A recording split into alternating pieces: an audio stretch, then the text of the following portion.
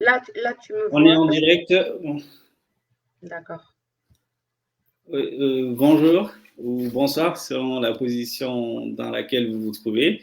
On est avec Madame Maha Abdelhamid, qui est militante antiraciste, chercheure au CAREP. Bonjour Maha, peux-tu te présenter? Bonjour, bonsoir tout le monde, tous les auditeurs. Alors, je suis Maha Abdelhamid, je suis tunisienne, africaine, comme j'ai toujours dit. Je suis militante, en fait. Je porte le deux casquettes, la casquette de militantisme et la casquette des chercheurs. Donc, je milite contre le racisme anti-noir en Tunisie depuis 2011. Donc, comme vous savez, la révolution nous a donné cette liberté de parole et c'était une occasion pour nous, les Noirs, en fait, de s'exprimer, de parler de nous, en fait, de dire qu'il y a quelque chose qui cloche dans la société tunisienne. Et donc, voilà. Après, si tu veux, Souleymane, on peut en parler davantage sur la montée justement de cette lutte, la création des associations, et puis jusqu'à l'arrivée de la loi qui a été promulguée en 2018 contre le racisme et contre toutes sortes de discriminations en Tunisie. Et donc, mes recherches CAREP, je les ai commencées parce que je pense que c'était pour moi une urgence en tant qu'universitaire. Donc, j'avais commencé ma thèse sur autre sujet. Donc, j'ai travaillé sur les transformations socio-spatiales dans le sud tunisien, dans les oasis de sud tunisiennes. Mais en cours, si vous voulez, en cours de chemin, j'ai orienté un peu mes recherches. Donc, je suis restée en fait sur ma thèse jusqu'à 2018. Je l'ai soutenue en 2018. Mais entre-temps, j'ai commencé à travailler sur la question du racisme et la question des Noirs en Tunisie et ailleurs, particulièrement dans le monde arabe. Un sujet qui n'a jamais, où je pourrais dire en fait un sujet très peu traité par les chercheurs en fait quand il s'agit des Noirs du monde arabe. Voilà. Je pourrais dire plus. Merci pour cette présentation, Maha. Vous êtes chercheuse. Ce soir, on aurait dû être trois dans ce live avec Madame Bouchra Belhaj Hamida, qui est avocate et femme politique. Pour des raisons indépendantes de sa volonté, elle ne peut pas être avec nous dans ce live. Donc, vous, en tant que chercheur, en tant que militante antiraciste, que vous inspire l'actualité tunisienne aujourd'hui?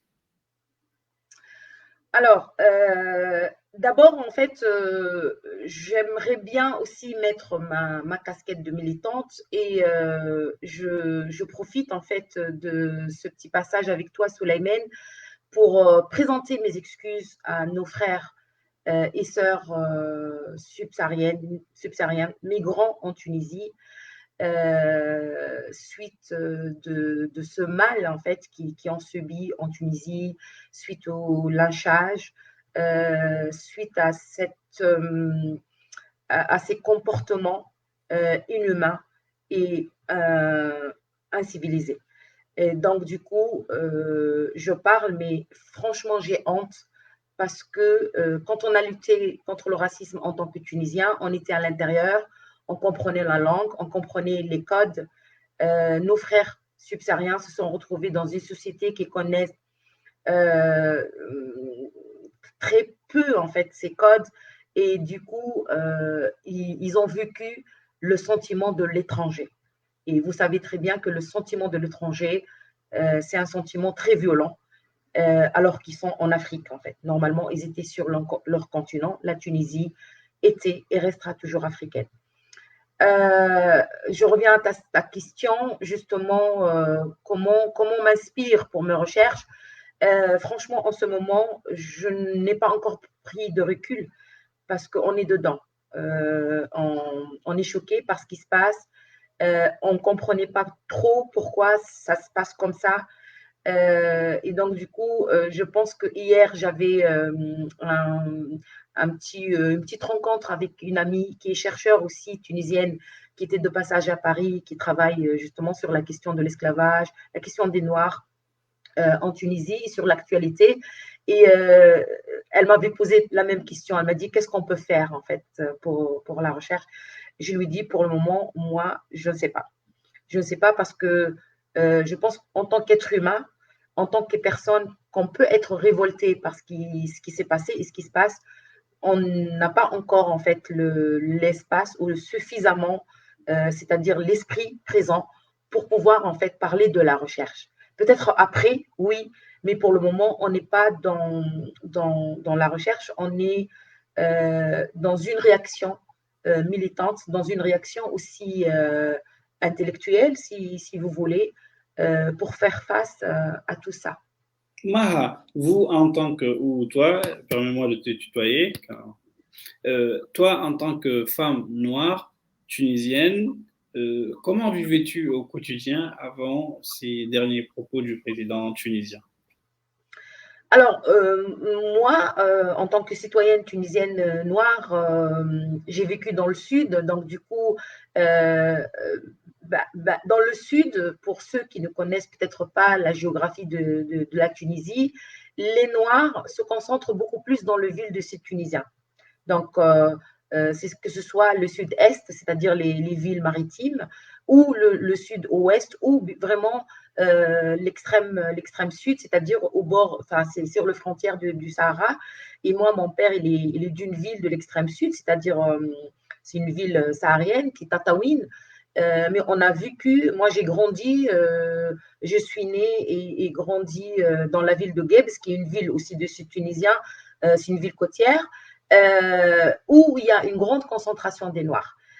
Donc, du coup, il y avait beaucoup de mélange, il y avait beaucoup de sociabilité, il y avait beaucoup je ne dis pas acculturation parce que nous sommes tunisiens, donc du coup, on mange tunisien, on danse tunisien, on parle tunisien, notre culture, elle est tunisienne. Beaucoup ne connaissent pas leurs origines, en fait, bien que moi, j'ai fait beaucoup de recherches pour chercher est-ce que nous étions vraiment des autochtones ou on venait par quel biais on était arrivé en Tunisie, est-ce que par les biais de l'esclavage? Vous savez très bien que la Tunisie était aussi un carrefour de commerce de l'esclavage. Il y a une partie qui est restée, il y a une partie qui est partie à travers la mer pour l'Occident et pour le monde américain. Mais très peu de Tunisiens, en fait, parlent de cette histoire de l'esclavage. Et du coup, en fait, on a vécu dans cette enfin, c'est un vécu, on savait et on sait très bien qu'on est noir, qu'on est discriminé. Donc, on parle entre nous toujours qu'il y a beaucoup de racisme, d'ailleurs, à travers le verbe particulièrement, parce que nous, en tant que Tunisiens, on n'est pas là, on n'est pas dans l'agression physique ou de lynchage, mais il y a aussi il y a aussi le regard, il y a aussi les verbes et le proverbe aussi tunisien qui sont très racistes, mais aussi il y a les noms des Noirs qui sont aujourd'hui, les Noirs en Tunisie, sont encore appelés Abid, Abd. On dit Abid, Abid el-Taïfa, Abid el-Louhaïcha, Abid. Donc, c'est-à-dire, en fait, c'est les esclaves des familles qui étaient les familles, en fait, les familles négrières. On dit aussi Ossif. Ossif, c'est le second ou l'esclave domestique. Donc, c'est ça les noms qui sont connus en fait en Tunisie pour appeler ou dénommer en fait un noir. Donc, on a vécu dans une paix sociale, hein, il faut dire, dans une paix sociale, mais avec beaucoup de frustration parce que les noirs ont toujours en fait évoluer dans la marge de la société, la marge de la politique, la marge de l'économie aussi, parce que quand on parle des Noirs, c'est la catégorie la plus défavorisée hein, économiquement, bien que depuis, on va dire, fin des années 80, les années 90, il y a eu une évolution en fait dans l'ascenseur social et économique des Noirs grâce à l'école, grâce aux parents en fait qui ont consacré leur vie pour envoyer leurs enfants à l'école et que ces personnes en fait noires qui ont fait l'école, qui ont fait l'université, ont pu aussi avoir quelques postes dans l'administration ou bien dans les sociétés privées et on va désormais voir des Noirs qui sont quand même, qui font partie de la catégorie de la strate moyenne ou un peu plus haute que la moyenne. Donc, comment j'ai vécu, oui, il y avait beaucoup de racisme, il y est toujours en fait. Euh, en fait, on bagarre pour avoir une place, pour être visibilisé, hein, parce qu'on est visible en tant que noir quand on parle, on dit les noirs qui sont noirs parce qu'ils sont. Je n'aime pas trop utiliser minorité parce que nous sommes une composante de la société tunisienne, nous sommes une partie de la population tunisienne, mais nous sommes une partie visible, c'est-à-dire quand on marche, il n'y a pas beaucoup des noirs, donc du coup on est visible. Mais politiquement, on était toujours visibilisé.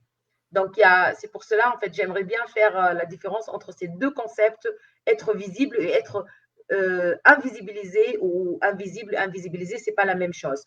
Donc, physiquement, on est visible, mais politiquement, on est invisible. Ou plutôt invisibilisé. Politiquement, on est invisibilisé.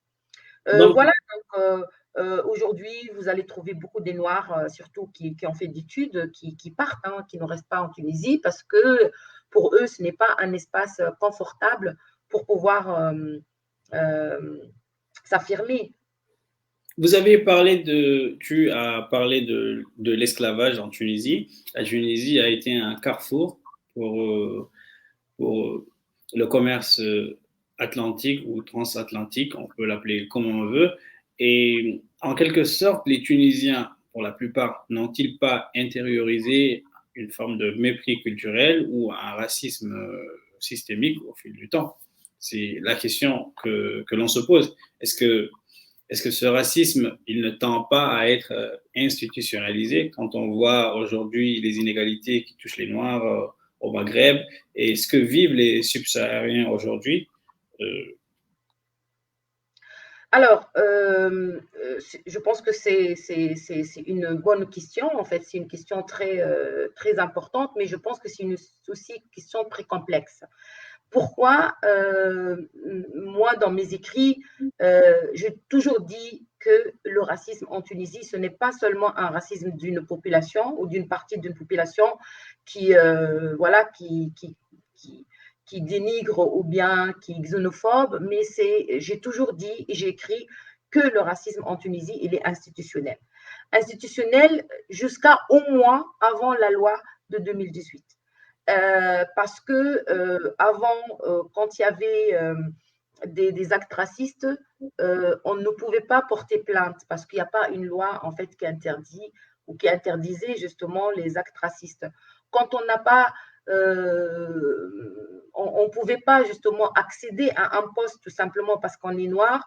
Il n'y a pas des instances qui nous écoutent pour dire voilà, en fait, on porte plainte, on dit ben, dans l'administration, on était discriminés dans ce concours ou on était discriminés à la télé ou dans des postes clés. Tout simplement, c'est pas parce que je ne suis pas compétent, je n'ai pas les éléments en fait qui me permettent d'être dans ce poste, mais j'étais discriminée tout simplement parce que je suis noire ou parce que je viens du Sud. Il n'y avait pas tout ça. Et c'est pour cela que je disais que le racisme est institutionnel. Et même quand on a des propos racistes, par exemple à la télé, ou des propos racistes de la part des grands fonctionnaires, ils ne sont pas, ça ne choque personne et ils ne sont pas convoqués justement pour un questionnaire ou pour un conseil de discipline. Et c'est pour cela, en fait, je dis que le racisme était et il est constitutionnel. Sauf que on n'a pas des preuves, c'est-à-dire ils vont dire bah oui, mais ce sont des actes très des faits divers, si vous voulez. Ils sont pas ils sont pas basés en fait sur un discours, hein, un politique par exemple, ou une démarche d'un État. Jusque-là, je disais oui, mais le racisme en Tunisie, il est resté un racisme mercure, c'est-à-dire qu'on le voit, qu'il brille très bien, qu'on le vit, nous, en tant que Noirs, mais on n'arrive pas à trouver des preuves palpables qu'on peut toucher. Et donc, du coup, il est resté mercure. Je l'ai écrit, donc je dis que Et ça, c'est très difficile, en fait. Tu sais, donc, aujourd'hui, suite au discours de président, en fait, Kais Saïd, on est inquiet, on est très inquiet. Pourquoi? Parce que quand il s'agit des propos venant d'un président, qu'on a compris comme ça, hein, parce qu'après, ils ont essayé de se rattraper, ils ont dit non, vous avez mal compris. Et certainement, en fait, son discours n'était pas le bienvenu. Et donc, mais il faut que je précise quand même que je suis contre, bien évidemment, ce genre de discours, quel que soit son prononceur. Hein. Ce n'est pas parce que je suis contre Kais Saïd ou ben, moi, je suis chercheure et militante, donc du coup, je ne suis pas du tout une femme politique. Et donc, du coup, quelle que soit l'origine de ces discours, je suis certainement contre. Et malheureusement, quand on ne réfléchit pas trop aux impacts de certains mots, les dégâts sont désastreux. Quand vous avez vu, et donc du coup, c'est-à-dire le résultat qu'on a vu après ce discours, c'était un résultat les conséquences, c'était catastrophique en fait, c'était très dangereux. Et c'est comme en fait, indirectement, on légitime ou on donne le feu vert à une partie de population raciste de faire ce qu'elle a fait. Ces derniers jours, on voit sur les réseaux sociaux, bien que cela ne soit pas assez documenté ou repris par les médias internationaux ou des médias qu'on peut qualifier de sérieux, on voit des subsahariens, des Noirs, des Africains qui sont pourchassés en quelque sorte, qui sont malmenés. J'ai vu des vidéos, je n'ai pas la certitude, je n'ai pas la confirmation, mais quand une personne souffre à mal ou on voit la personne se faire lyncher, on comprend quand même la situation. Maintenant, quel conseil donner aux autorités tunisiennes pour arrêter ce qui se passe? Quel conseil donner en tant que chercheur? Bah, en fait, moi, je pense en fait qu'il est important d'éviter ce genre de dérapage pour que l'être humain ne le paie pas cher. La question de l'institutionnalisation du racisme est très, enfin, c'est une question très dangereuse en fait. Donc, il faut d'ailleurs la décortiquer pour comprendre les raisons du paradoxe entre l'État et le racisme en Tunisie. Et donc, en effet, la Tunisie était le premier pays qui a aboli l'esclavage en 1846, c'est-à-dire côté humain, si vous voulez, côté droit, la Tunisie a toujours été dedans. Et c'est aussi la Tunisie qui est le premier pays qui a promulgué la loi contre la discrimination raciale. C'est cette loi qui a vu le jour en 2018. Et donc, je pense que le travail à faire, c'est au niveau de l'application d'abord de ces lois, mais au niveau d'un travail sur l'éducation des gens. Et l'éducation, je pense que le président, au lieu de dire un discours qui pouvait être compris autrement, il peut parler de vivre ensemble, il pouvait parler de la paix, il pouvait parler de l'ouverture du peuple tunisien sur tous les peuples, comme on a toujours dit. Hein. Donc, du coup, nous, on a vécu avec Ben Ali la dictature, mais le discours de Ben Ali, il a toujours dit que la Tunisie, il était toujours ouverte pour tous les gens, tout le monde qui venait, en fait, il est le bienvenu. Donc, aujourd'hui, après 12 ans après la Révolution, on était vraiment choqués et moi, je suis malade. Je suis tombée malade et d'ailleurs, en fait, je n'arrive pas à assumer, en fait, ma tunisianité dans ces circonstances. J'ai honte, vraiment j'ai honte. Hier, nous avons fait un rassemblement avec les activistes et militants tunisiens devant l'ambassade de la Tunisie à Paris, mais aussi il y avait plusieurs associations de nos frères subsahariens qui nous ont rejoints.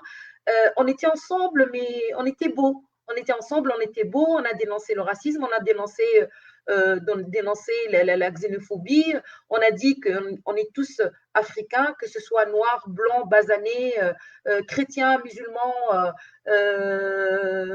autres religions, non monétistes. Enfin, c'est ça en fait, c'est ça le message qu'on doit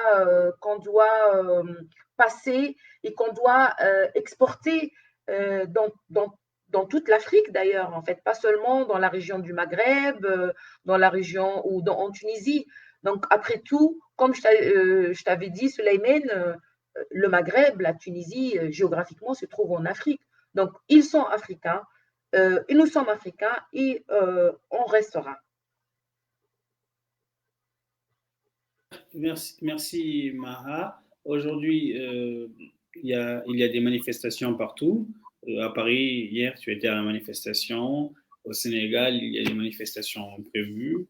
D'ailleurs, une manifestation devant l'ambassade de la Tunisie a été interdite. L'autorisation a été. Non, on avait l'autorisation et on a fait ici à Paris, ici en France, à Paris, mais au Sénégal, il y a eu une demande de manifestation qui a été refusée, et un peu partout dans le monde. Ne penses-tu pas que cela va, les propos du président Saïd Rest ne va pas impacter l'image de la Tunisie? Parce que la Tunisie a été l'un des premiers pays africains à accueillir tout le monde, à aider les gens à s'instruire, à pousser l'Afrique haut. On a l'héritage de Bourguiba. J'aurais bien aimé avoir Sophie Bessi ici pour parler un peu de l'héritage de Bourguiba, de parler des enseignements, de parler des universités, de ce que la Tunisie a apporté dans le monde. Principalement, dans mon pays, quand Bourguiba est passé, il a fait un discours et en français et en arabe pour dire qu'il faut dépasser les clivages identitaires et mettre en marche la machine du pays. Et je vais dire quelques propos qui m'engagent. Est-ce que quelque part, bon, c'est ce que je me dis, ce n'est pas une question qui t'est adressée, est-ce que quelque part le président tunisien ne cherche-t-il pas à justifier son incompétence? Bon, ça c'est une question ouverte que je lance. Et que penses-tu que devraient faire l'Union africaine et les organisations internationales? On a vu sur les réseaux sociaux qu'il y avait plusieurs personnalités qui ont appelé à suspendre justement la participation de la Tunisie dans les instances de l'Union africaine. Ils ont même appelé à ce que l'équipe en fait tunisienne ne participe pas en fait à la CAN 2024. Mais je pense en fait qu'il faut aussi voir la société tunisienne dans sa globalité. Moi, je crois au dialogue. Je crois au dialogue parce que si chacun il va prendre sa position contre l'autre, on ne va pas en sortir. Et ce n'est pas l'image qu'on veut transporter de l'Afrique. Parce que la Tunisie, aujourd'hui, elle n'est pas seule. La Tunisie, elle fait partie d'une Union européenne, d'une Union africaine. Et qu'on assume ça. On assume notre africanité, on assume notre héritage. Et puis, la Tunisie était l'un des fondateurs, justement, de l'Union africaine. Il ne faut pas oublier ça. Diplomatiquement, la Tunisie a été, je pense, toujours correcte avec les pays voisins, mais aussi les pays plus lointains, hein, donc dans l'Afrique de l'Est, etc., etc. Moi, j'ai un ouvrage qui a été je te le montre, qui a été fait par 3 historiens, Lutfi Issa, Riyad Ben Khalifa, qui travaille aussi sur l'immigration subsaharienne, et Karim Ben Yedder, البعد الإفريقي في السياسة الخارجية التونسية. Comment je pourrais traduire? C'est-à-dire la politique de la Tunisie ou la politique extérieure de la Tunisie avec l'Afrique الخارجية. subsaharienne. La politique de la Tunisie avec l'Afrique subsaharienne. Et là, nous avons un ouvrage surtout, donc du coup, c'est depuis l'indépendance, c'est-à-dire depuis 1956 jusqu'à la fin de l'époque de Bourguiba, 1986. Et on voit qu'est-ce qu'elle était riche, justement, cette collaboration et ce contact diplomatique et économique avec l'Afrique subsaharienne et la Tunisie.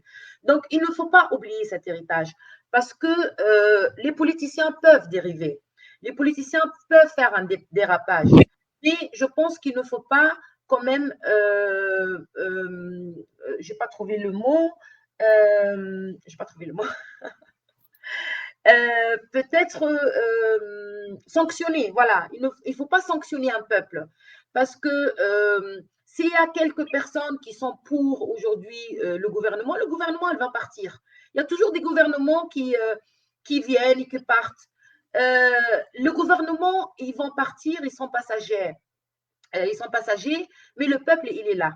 Les Tunisiens sont là. Et on a vu les Tunisiens qui se sont mis dans la rue pour dire non à ces discours, pour soutenir les migrants. Aujourd'hui, il y a des jeunes bénévoles, il y a des associations tunisiennes, il y a toute la société civile qui s'est mobilisée d'abord pour faire face à un tel traitement de nos frères et sœurs subsahariennes, pour faire la pression sur les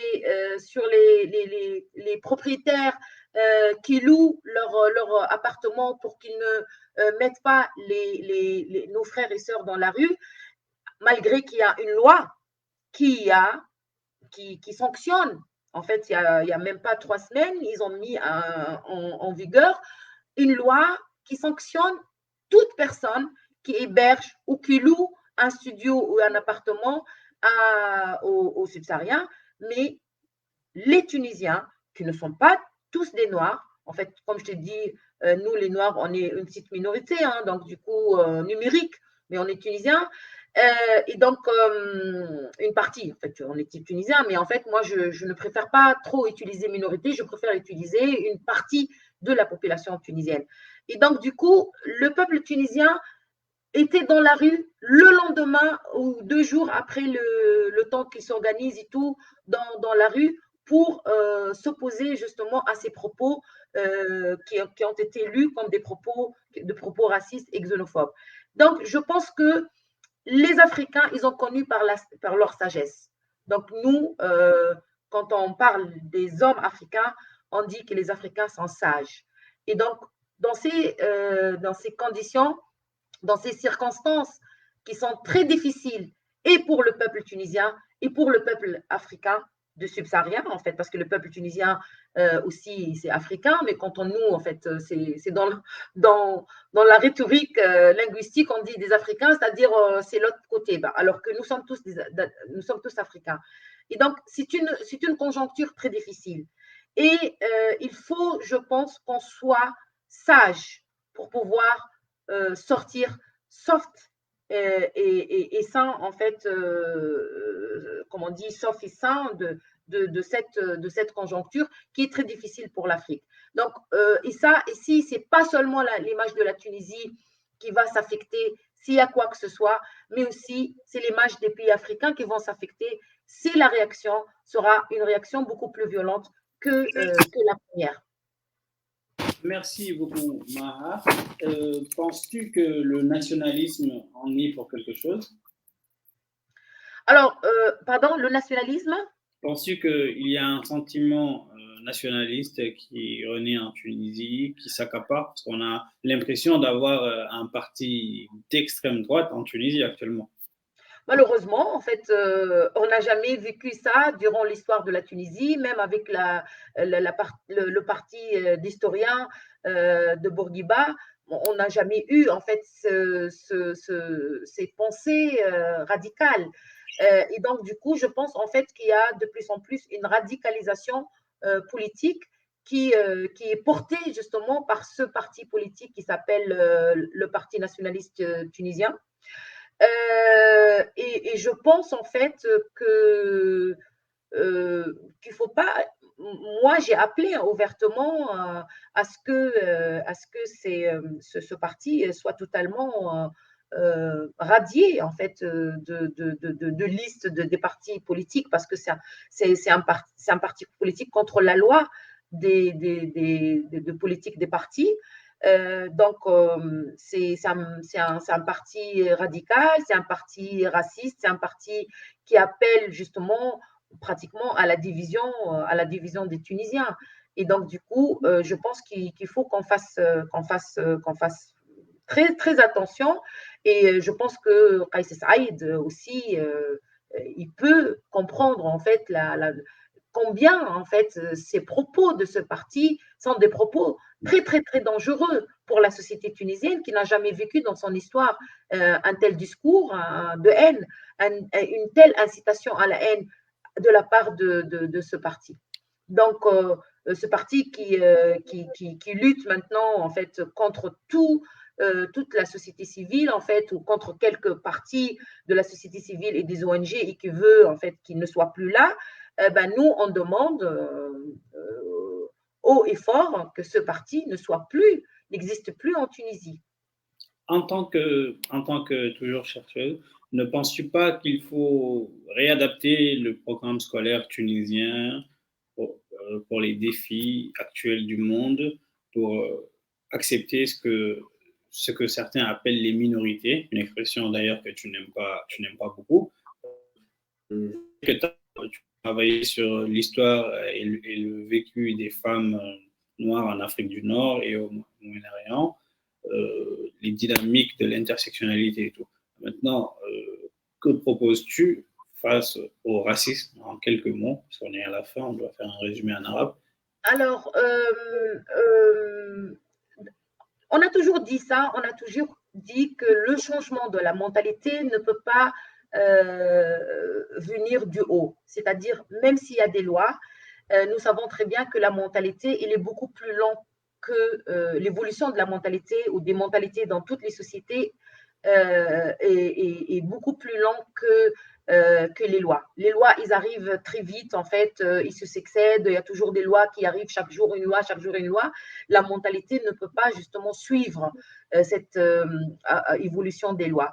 Et c'est pour cela on a toujours appelé à ce que ce sujet du racisme soit ancré dans les manuels scolaires depuis l'enfance, dans les familles, à la télé, parce qu'en fait, malheureusement, aujourd'hui, au lieu d'appeler un représentant de parti nationaliste qui dit des choses qui incitent justement à la haine et qui entrent dans toutes les maisons, chez toutes les familles, pour l'écouter, il vaut mieux inviter des personnes qui invitent au vivre ensemble, qui disent que le racisme n'a pas une place dans notre société, qui disent que l'Africain subsaharien, c'est un être humain et il a le droit de passer par la Tunisie et c'est un droit de circulation, c'est un droit qui est garanti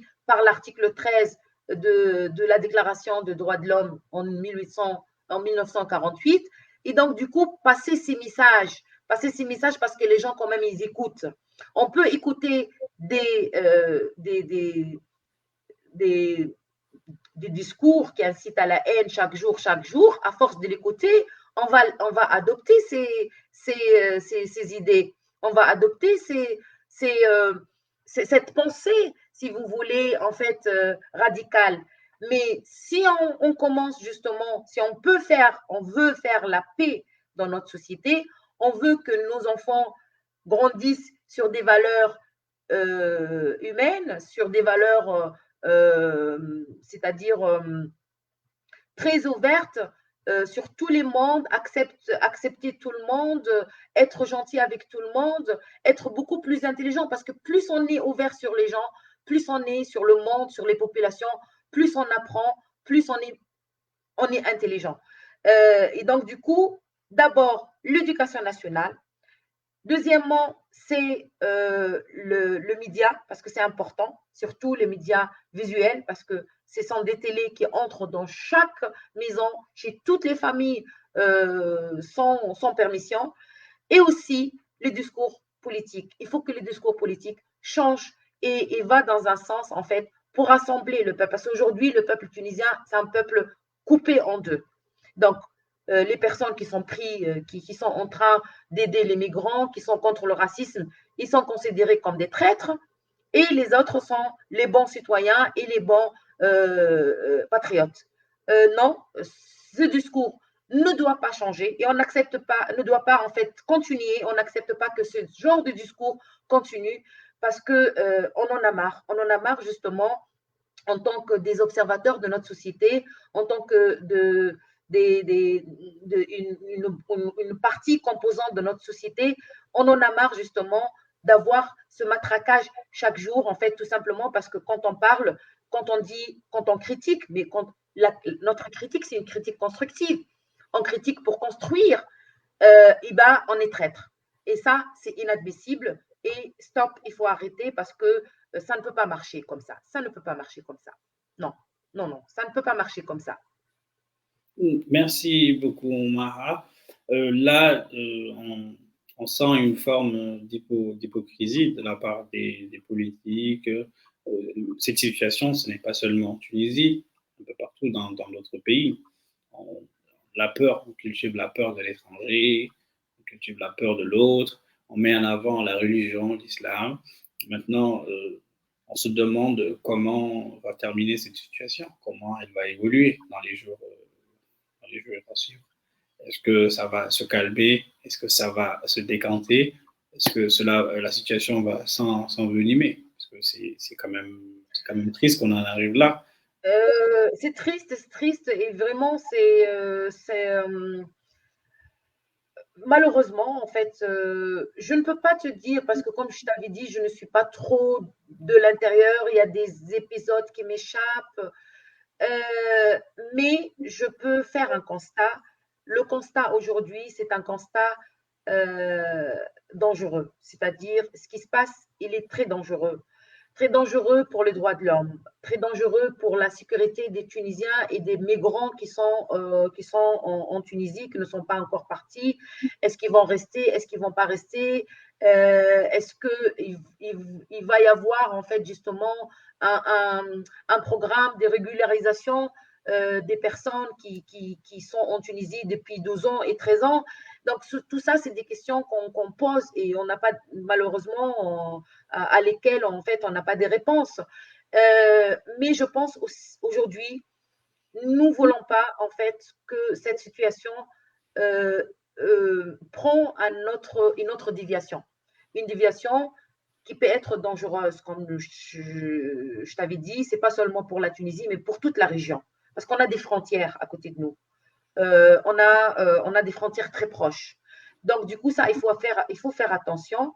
Et je pense, en fait, moi, j'appelle justement les sages et la sagesse, une intervention sage pour tout ça, pour trouver une solution et pour ce flux de violence, ces flux de xénophobie, de racisme, de rejet de l'autre s'arrêtent. J'appelle justement, en fait, vraiment, en fait, quand c'est vrai, au début, on était très énervé, on était très révolté, mais là, à un certain moment, il faut se regarder face, en fait, au miroir, et on s'est dit, eh ben, soit on continue dans ces flux de violence et on coupe les gens en deux, ceux qui sont pour, ceux qui sont contre. Donc, ceux qui sont contre, donc, ils sont des traîtres, ils sont des personnes pas bien, ils sont des personnes qui veulent justement mettre la bazar dans le pays. Les autres, en fait, qui sont beaucoup plus proches de pouvoir sont les bons. Ça, ce n'est pas un discours de personnes, ce n'est pas un discours politique. Parce que le discours politique, il est généralement un discours sage. Il y a un discours qui réunit. J'appelle à la sagesse. Tout à fait. Le discours politique, c'est d'abord un discours qui réunit, qui tout à fait. Réunir tout le monde. Il peut y avoir tout le temps on peut ne pas s'entendre sur tout, mais s'entendre sur l'essentiel pour le bien-être de toute la population, de tous les Tunisiens, Tunisiennes et Tunisiens. Aujourd'hui, j'aurais bien aimé que Maître Bouchra soit là pour nous parler du volet politique concernant les étudiants, les accords et pas mal de choses. Mais nous allons nous arrêter là. Je te laisse faire un résumé en arabe pour nos amis qui ne sont pas c'est très difficile en fait de récapituler tout ce que nous avons dit, mais en fait, j'avais appelé ce qui est bien aussi, qu'il y a un grand mouvement un peu partout dans le monde arabe contre le racisme, et je fais partie d'un réseau qui vient d'être créé, si vous voulez, qui était l'initiative de notre chère sœur Jamila Xixi, qui nous a quittés il y a 2 mois et demi. Malheureusement, c'était la première députée noire tunisienne dans le Parlement de 2014. Et c'est une femme qui a toujours aussi lutté. Elle était aussi, je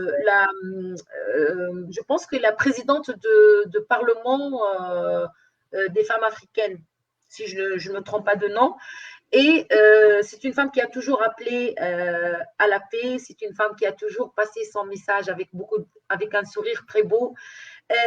C'est une femme qui a aimé tout le monde et qui a voulu rassembler tout le monde. Malheureusement, elle nous a quittés lors d'un accident de voiture.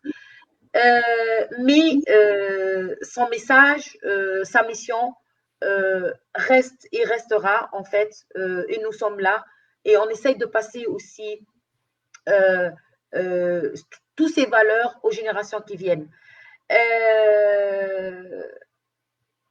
Je reviens pour te dire que dans le monde arabe, donc on vient de créer un réseau pour lutter contre le racisme, le réseau de développement, le réseau régional de développement et contre le racisme dans le monde arabe. En fait, ce n'est pas dans le monde arabe, on a dit dans l'Afrique du Nord et Moyen-Orient. Voilà, parce que dans l'Afrique du Nord, il n'y a pas que les Arabes, hein. Donc il y a les Amazirs aussi qui sont, ça c'est une autre question, qui eux aussi ils sont opprimés. Donc pour eux, mes amis qui ne sont pas, sont plutôt anglophones et arabophones, donc je fais un petit résumé de ce que nous étions en train de dire. دونك باش نعمل معناتها تقريبا حوصله على اللي قلناه انا وسيدي بي سليمان. اليوم حكينا على وضعيه السود في تونس، حكينا على البحث او مساله البحث في البحث كمدخل لوضع كل هذه المسائل التي تخص المجتمع التونسي وخاصه السود على الطاوله. حكينا كيفاش السود عاشوا مهمشين، ما كانش عندهم برشا فرص معناتها انهم هما باش يطلعوا، لكن كان الصعود نتاعهم فردي. حكينا على عنصريه المؤسسه اللي هي تو تاكدت مع الاسف ببعض الخطابات معناتها اللي اخذت على انها خطاب عنصري واللي انها تاسس للعنصريه. حكينا على تحرك المجتمع التونسي المدني اللي هو كان حاضر باش يعاون المهاجرين. حكينا على مساله الهجره وخاصه مساله الهجره نتاع الافارقه من جنوب الصحراء في تونس، وعلى التقلقات اللي لقوها وعلى العنف اللي تعرضوا له في تونس، وكيفاش ان المجتمع المدني كان واقف في جنبهم. وسالني سليمان سيدي بي اذا كان شنو هو الحل، وهل انه تخافوش من رده الفعل نتاع البلدان الافريقيه. طبعا انا قلت له نجم نخاف، ولكن انا عديت معناتها رساله وناديت الى استعمال العقل واستعمال يعني العقل السياسي، اللي احنا السياسه تجمع مش تشتت. واذا كان مثلا البلدان الافريقيه باش يقوموا برده رده فعل عنيفه، ماناش باش نخرجوا منها وباش ندخلوا في مساله معناتها اعمق. وبالتالي ناديت الحكماء، انا قلت لا ساجيس معناتها ناديت الى الحكمه انه باش نجدوا حل للخروج من هذه الازمه، والخروج معناتها من هالصوره اللي حطونا فيها مع الاسف واللي صدروها خارج تونس.